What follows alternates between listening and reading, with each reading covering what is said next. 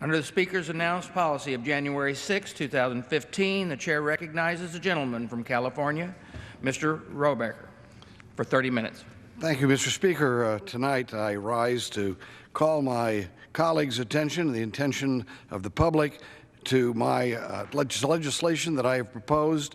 The bill number is H.R. 4017. This act is the Stop the Christian Genocide Act, and I would ask my colleagues to consider co-sponsoring this legislation. A number have already done so. I'd ask the public to make sure that they know that their congressperson knows exactly what's going on with H.R. 4017, and that they would hope that their member of Congress would also be a co-sponsor of the bill. And by calling your congressman's office, I'm sure the members of Congress will be very happy to hear your opinion. Many members of this body need to know that their constituents support the Stop the Christian Genocide Act, H.R. 4017. What this legislation does was set a priority for immigration and refugee status for those Christians who are now under attack, targeted for genocide in Syria, Iran, Iraq, Libya, and Pakistan. Yes, genocide is taking place. Mass murder is happening. Christians have been targeted for slaughter and elimination by radical Islamic terrorists in the Middle East. We have to acknowledge that, or millions, yes, not just hundreds of thousands, but millions of Christian brethren will die. And yes, another group, the Yazidis, have also been similarly targeted, and my bill covers those people as well, although they are not Christians. This is the greatest threat to our country today, is radical Islamic terrorism. So it should not be a difficult decision on the part of our president or the people or the public or this body to decide that we are going to do what we can to save Christians who have been targeted for slaughter by those very same forces who are now the greatest threat to our own security. However, what we have is not just a foot dragging, but a negative response from this administration. Our president has been unable to defeat or even to turn back the onslaught of radical Islamic terrorism. Yes, I have to admit, this president was dealt a pretty bad hand. Things were not good when he took over in the Middle East. I think the mistake the United States made, it's clear that when we sent our troops into Iraq, that we did indeed break a stability that has caused us problems and was in a bad situation at that time when our president became president. Well, this president has turned a bad situation into a catastrophe. We have almost lost, and with our president's policies, we would have lost Egypt to radical Islamic terrorism. Our president supported the Muslim Brotherhood leader of Egypt, a man named President Morsi, who was at that time president of Egypt during the early years of this administration. President Obama went all the way to Egypt in order to give a speech standing beside Morsi to the Muslim people of that region. What it was basically an acceptance of the Muslim Brotherhood, which people now know is the philosophical godfather to all of the radical Islamic terrorist movements that now slaughter Christians and threaten the peace and stability of the world. Our president encouraged them in the beginning, feeling if we did, again, treat someone nicely and they will respect you. And what had happened? Moderate regimes, and yes, regimes in the Middle East that were not democratic, were less than free, have been replaced with radical Islamicists who mean to destroy the Middle East and turn it into a caliphate, radical Islamic terrorists who conduct terrorist raids into Western countries, radical Islamic terrorists who murder people in Turkey, in Russia, in San Bernardino. Yes, this is what's happened since this president took over and reached out with a hand of friendship and understanding to those who would become the radical Islamic terrorists of that region and I might say the threat to the entire world, including the people of every city in the United States. Had Egypt been left the way that the president wanted it to be, had we instead not supported the effort by the Egyptian people to rid themselves of Morsi and his government at the time when Morsi was trying to destroy their Supreme Court and their court system, at a time when Morsi was trying to establish a caliphate that is totally rejected by the Egyptian people, had we not, or let's put it this way, had our president been able to support General Sisi, perhaps that could have done peacefully. That evolution could have happened peacefully. But instead, Morsi was removed by General Sisi when he tried to betray the Egyptian people. And today, General el-Sisi now has been elected by a landslide in Egypt, and General Sisi, now President Sisi, has done everything he can to try to find a way to reconcile between Islam and the other faiths of not only the region but the world. President el-Sisi is the only leader and only president of Egypt ever to go to a Coptic Christian church and help them celebrate Christmas. This was an incredible act on his part. He has also went to the Muslim clerics and personally pleaded with the leadership of the Muslim faith in Egypt and in that part of the world, pleaded for a rejection of the radicalism and pleaded for a rejection of those people who would commit acts of violence on others and try to repress the freedom of religion of other people. He pushed it for, and President el-Sisi begged and pleaded for the Egyptian clerics, the Muslim clerics, to come out strongly for respect of other people's faiths, respect of freedom of religion, and tolerance towards others. When have we ever had a leader like that? Our president has resented him because he overthrew a man who was in the Muslim Brotherhood, who was trying to lay the foundation for a caliphate of terrorists who would have tried to attack the entire Western world. So what did we got? And what did General Sisi get for being this courageous person? What did General Sisi get from us, from our president, because he now basically saved Egypt, but not only Egypt, because had Egypt become a radical terrorist state, the entire Middle East would have fallen. It had been totally out of control, and General Sisi stepped up, and what did he get from our president because of that? He got a feeling that our president really didn't like him. He got the feeling, not only the feeling, but he got rejection on those requests that he made for support from the United States, legitimate requests of how we could have weapon systems that would help him defeat the same radical Islamic terrorists that are murdering our own people and conducting murderous terrorist acts throughout the world. And at that time, I might add, they were also conducting mass murders of Christians and of other people of other faiths in the Middle East, burning people to death, taking people out and sawing their heads off in a very, and doing this in a very public way, capturing young women, raping them in mass because they are Christians or some other faith than Islam. Yes, we needed to confront that at that time, but instead, when General Sisi needed help, what did he get? I went to Egypt several years ago, right, and General Sisi pleaded. We have F-16s that we need to combat this threat. We need spare parts for our tanks. And he pleaded with us, we need these things, or we can't police the desert areas on both sides of Egypt where these radicals are beginning to try to establish some kind of an uprising and some kind of a conflict that is hard to get at, and so they need helicopters. They need the spare parts for their tanks. And so and they need their F-16s airplanes as well. So I came back and I put together, along with several of my other colleagues, the Egyptian Caucus. The Egyptian caucus is nothing more than a group of probably 20 of us who are trying to do our best to see that the radical Islamicists do not take over Egypt, and that General Sisi is successful in reaching out to the moderate Muslims and trying to create a goodwill between people of good faith who are people of goodwill and should be working together and rejecting the radical terrorists that now threaten the whole world and threaten the region.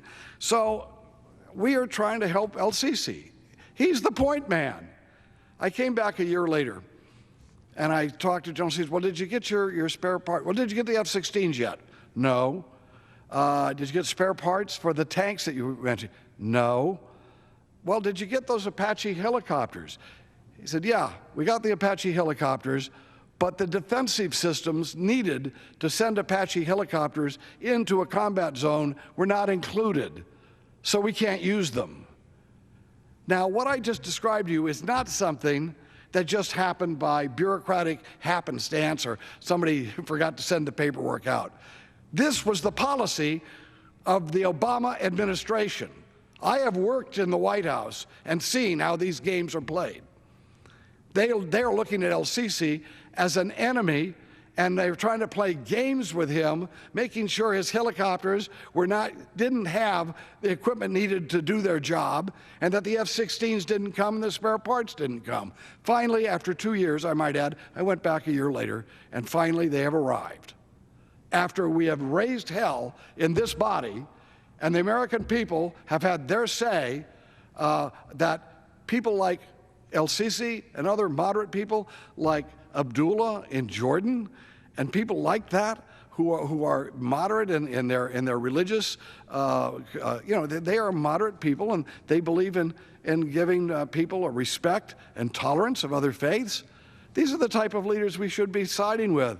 And I might add that General Sisi has worked with Israel, and he has gone out of his way to make sure there isn't war between Israel and Egypt. What could be better than a man who's reaching out, asking for tolerance among all faiths, and a man who reaches out to a country where they have been at war before and trying to say, we will never be at war again. We will work together to build a better world. And that's what he's doing, but that's what our president is trying to undermine. Our president basically has been unable to use the words radical Islamic terrorism. We keep saying that.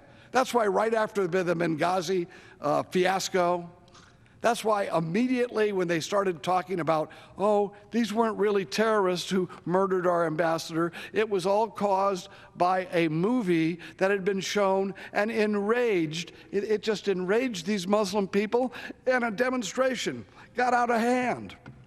And that's when they went in and murdered our ambassador. Do you remember that? I remember hearing it 4 or 5 times. And the very first time that I heard it, I said, that's a lie. And everybody who knew what was going on, that's what struck them. Our government was lying to us in order to protect what? And I might add, our Secretary of State then, Hillary Clinton, when she was confronted with that lie, and finally by the time we confronted her, it was clearly a lie, she said, well, what difference does it make whether it was a radical terrorist group or whether it was some people who were demonstrating against a movie? What difference does it make? I'll tell you what difference it makes. The difference it makes is that you're sending a message to radicals who murdered our ambassador that they've gotten away with it. And we're going to wink and nod and let them get away with it. We're not going to challenge them. We're not going after the terrorist murderers. We're not even giving them credit or making them accountable for it. We're going to blame it on somebody else so the American people won't get mad and insist that we do something against it. So, yeah, that was what the administration was trying to tell us. This is the same administration, as I say, that can't get itself to help General Sisi, who has saved us from the horror story of having Egypt turned into a radical Islamic terrorist camp.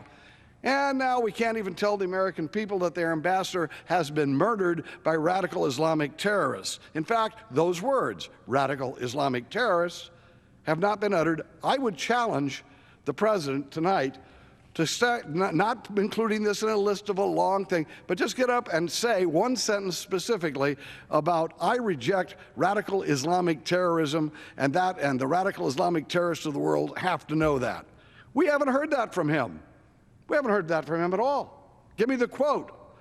Okay, and by the way, I think he did use the phrase in passing, saying Christian terrorists and radical Islamic terrorists and blah, blah. No, that's not it. Let's have a condemnation of radical Islamic terrorism. But no, we haven't been able to do that.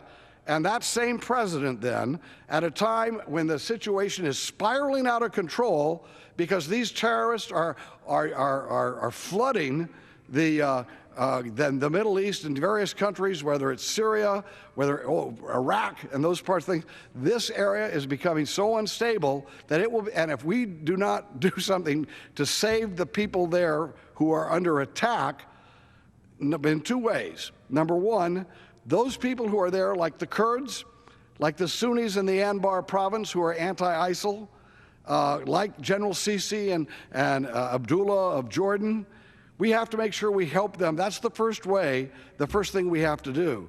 But the second thing we have to do is to make sure we do what is morally right when it comes to those people who have been targeted to be slaughtered.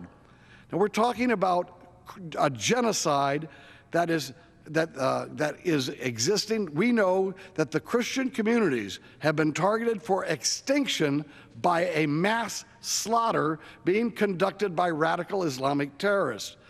Those people who have been targeted deserve to come to the United States. Number one, our government needs to help those who are fighting ISIL.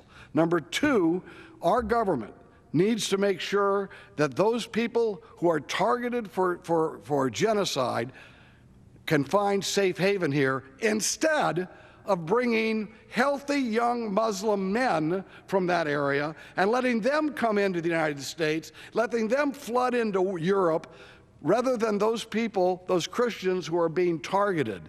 I went up to Munich and took a look at one of these refugee camps. I've been, and we all have seen this, video after video of young, healthy Muslim men by the hundreds of thousands pouring into Western Europe. We don't know how many of them are terrorists, but here's the point. If those young men don't like radical Islam and this terrorism, they should be back in their home country fighting it. And if they do like radical Islam, they certainly shouldn't be permitted into the Western democracies. Well, the same is true in the United States. We should not be permitting, and our president has been, I would say, not doing the job that we would expect him to do to protect our interests when it comes to the people who are flooding into our country, whether they are radical Islamic terrorists or whether they're just people coming in from the Middle East who we haven't checked out yet enough. And, of course, we have hundreds of thousands and, yes, millions of people who have come here illegally. We don't even know who they are, who have swarmed across the border. And this president talks about amnesty, talks about giving children who have come here illegally free education and health care, the DREAM Act, etc. What do you think this does? This encourages hundreds of thousands or millions of people to come here. And the trouble it is, when there is a flood, we don't know if in that group of hundreds of thousands and millions of people in the last few years, how many of them have been terrorists. Do you really believe that our enemies, that these people who slaughter innocent people, these people who are rampaging through the Middle East, raping thousands of young girls because they're Christian, you think that they would care about lying to come here, and they would refrain from coming here because they'd have to cross the border and break the law? We don't know how many of them are here, but they are here, and it's the President of the United States who is at fault. We should have had a system of coming into our country a long time ago that handled refugees and handled people with legitimate immigration status, and everyone that would come here from the Middle East should have been vented in a way, and I was briefed along with my colleagues on the venting process. And top-level people in this government admit that they have not been able to really verify the things that the people claim that there's their background. Well, I would suggest, and I would insist, there's legislation here as well that is pending, that I'm a co-sponsor of, that insists on a lie detector test for everybody that comes here from that, at least from that region. We could ask them 5 questions. Have you ever advocated violence for your religion? Do you believe in Sharia law or the Constitution? That's all we have to do. You know, and take an extra 5 minutes. No, we haven't even done that. We have millions of people here, and we don't know where that maybe 10,000 of them, maybe, have animosity towards us and are here to try to shoot people like they did in San Bernardino, right in our own area. Innocent people just slaughtered. I went to Paris. These kids were in a dance club, and these guys came in and just massacred them, slaughtered, kept shooting into them for minutes at a time, loaded their Greek guns again. This is what we are up against. It's evil. It's evil. And this administration, this president, can't use the words radical Islamic terrorist. Well, I asked my colleagues today to please join me in sponsoring and co-sponsoring my legislation, H.R. 4017. What 4017 does this? At the very least, we can try to save those Christians, and yes, the Yazidis, who have been targeted for genocide. And how we do it is this. You have a certain number of refugee status, certain number of immigration status coming from these countries, these 5 countries that I mentioned in the Middle East. These are the areas where the Christians are the most under attack. And what my bill just simply says, the Christians are going to get priority, and these Yazidis who are also been targeted for genocide. They deserve to get on top of the list. They deserve priority long before these healthy young Muslim men who want to come here. And then we'll let them in. We will, of course, vet them, make sure that we know who they are, and they will get the priority. Now, the president made a statement. He didn't use the number of my bill, but he was talking about it. Said, well, we don't believe in that. That's discriminating because of race or religion. It's a religious test, and we don't do religious tests in America. Are you kidding? We cannot prioritize what we do to make sure that what we're doing is helping the person who's most in danger? Is a lifeguard in some way showing disrespect and not helping those other people in the water by going out and saving someone who is drowning? This isn't discrimination. This is prioritization to people who are under attack, who will be slaughtered. And this intellectualism will result in what? If we accept the president and this administration saying, oh, you can't prioritize for Christians. By the way, he doesn't seem to have any trouble prioritizing for anybody else, but this is very clear that he won't let us prioritize for Christians who are targeted for genocide. No, I reject that totally. It is not racism. We had another incident like this in our history. In 1939, there was at least one boatload, if a number of boatloads of Jews made it to the United States. They prayed and pleaded with us to let them in.